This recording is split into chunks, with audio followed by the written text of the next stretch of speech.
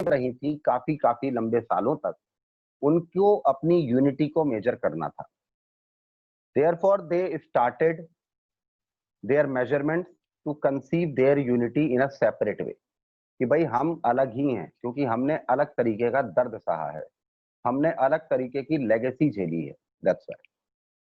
तो देख लेते हैं अफ्रो एशियन यूनिटी क्या है। Nehru also played an important role in the establishment of contacts between India and other newly independent states in Asia and Africa, as per keeping the size, location and power potential of India in mind.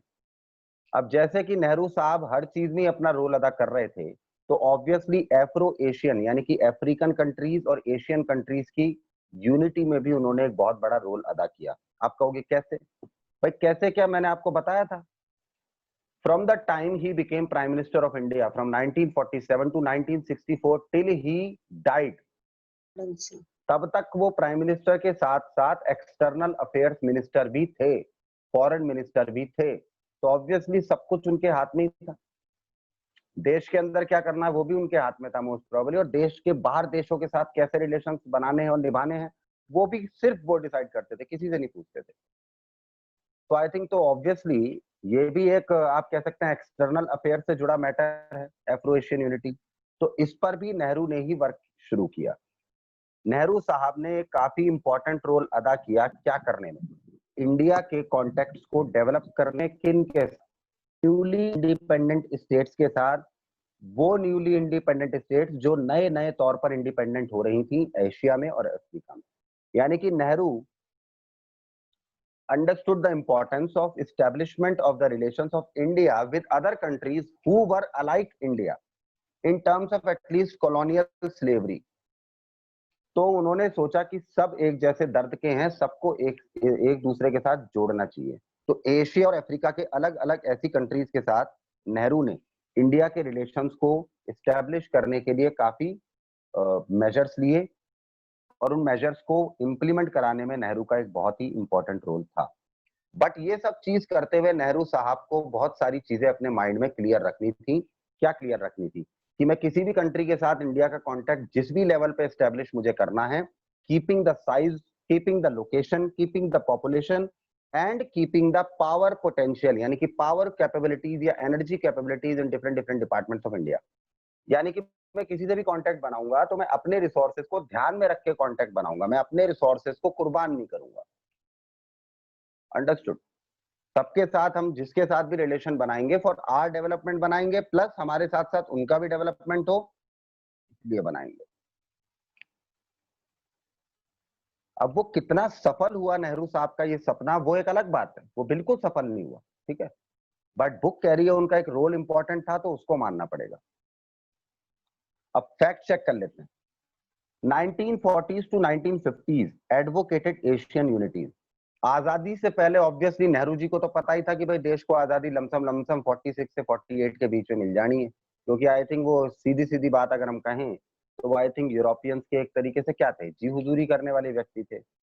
तो 1940 और 1950 यानी कि 1940 के बाद से 1950 के बाद तक नियर बाय 15 to 17 ईयर्स तक लगातार नेहरू ने एशिया के अलग अलग कंट्रीज को यूनाइटेड होने के लिए कई बार मोटिवेट किया, या उन्होंने एशियन यूनिटी की एडवोकेसी की।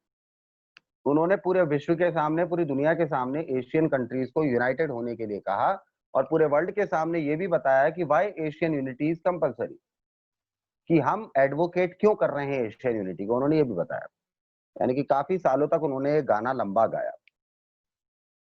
सेकंड पॉइंट, मार्च 1947 यानी कि अप्रैल मई जून जुलाई अगस्त, नियर बाय 5 महीने पहले आपकी इंडिपेंडेंस से Asian relations conference convened by India.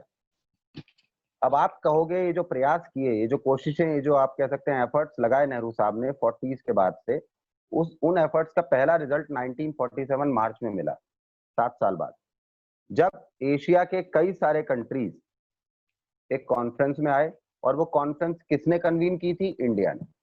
And many Asian countries came into that conference, और उस कॉन्फ्रेंस का मेन ऑब्जेक्टिव यही था कि एशिया के अंदर सभी कंट्रीज के बीच में रिलेशंस कैसे होने चाहिए, किस तरह से होने चाहिए, किस तरीके से एशिया यूनाइटेड हो सकता है।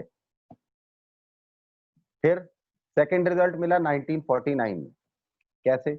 National conference convene by India, एक और कॉन्फ्रेंस नेशनल लेवल पर कन्वीन की गई बाय इंडिया। किस चीज के लिए? To support the freedom of Indonesia, और इंडोनेशिया भी एशियन कंट्री थी। तो 1949 में इंडिया के अंदर नेशनल कॉन्फ्रेंस कन्वीन की और नेशनल लेवल पर यह डिक्लेयर किया that we will extend our support in the freedom struggle of Indonesia. And who were the colonial rulers या who were the colonial power who were ruling over Indonesia? That was Dutch, यानी कि Holland.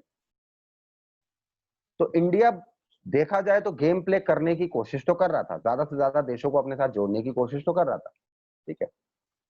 ये second resultant effort, यानी कि efforts जो लगे Asian unity के, ये सेकंड रिजल्ट था उसका। Third result, firmly opposed racism.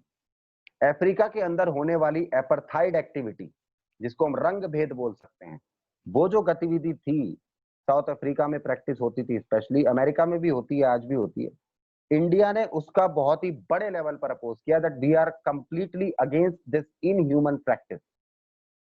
Example, apartheid in South Africa. ये तीन रिजल्ट सामने हैं आपके। चौथा रिजल्ट, 1955 में एक कॉन्फ्रेंस हुई, बैंडंग कॉन्फ्रेंस। बैंडंग कॉन्फ्रेंस कहां हुई? बैंडंग सिटी में हुई। बैंडंग सिटी कहां पड़ती है? इंडोनेशिया में।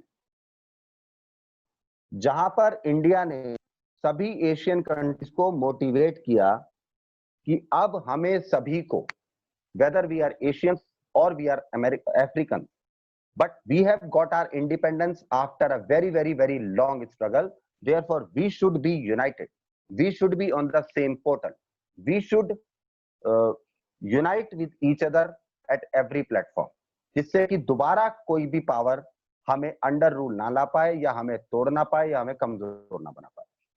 Note, which further led to the establishment of NAM। और इन्हीं सारे एफर्ट्स के, यही सारे रिजल्ट्स की वजह से बाद में नॉन अलाइनमेंट मूवमेंट पैदा हो गया, जिसकी वजह से ये एक अलग ग्रुप बना डाला नेहरू साहब ने। तो आई थिंक इन वन और the other way Jawaharlal Nehru can be said to be as an international leader, क्योंकि इंटरनेशनल लेवल पर उन्होंने ये सब एफर्ट्स लगाए, और एफर्ट्स लगाने के बाद इसकी वजह से एक थर्ड इंटरनेशनल ग्रुप क्रिएट हो गया, एक थर्ड वर्ल्ड क्रिएट हो गया, जिसको हम NAM बोलते थे, NAM, जिसमें India one of the biggest leaders रहा। देन पांचवें रिजल्ट पे आते हैं, सितंबर 1961, यानी कि नेहरू साहब की मौत के 3 साल पहले, the first summit of the NAM, obviously, यानी कि अब रिजल्ट्स काफी बड़े लेवल पर पहुंच चुके थे। 1955 में बैंडंग कॉन्फ्रेंस के बाद आपको पता है NAM यानी कि NAM फाउंड किया जा चुका था, उसको एस्टेब्लिश किया जा चुका था। And after the establishment of NAM in September 1961, Belgrade में नॉन अलाइनमेंट मूवमेंट की पहली समिट हुई, जिसके को फाउंडर कौन थे? जवाहरलाल नेहरू साहब। अंडरस्टूड? तो I think Asian African unity के लिए नेहरू जी ने क्या क्या किया, क्या क्या रोल निभाया, उस पर हम डिस्कस कर चुके हैं। तो I think first of all, before going on to the relations of India and China in the present context, I would like to ask doubts from you. Hello, ma'am. Yes, sir. Pushpa ji, you can stop the recording.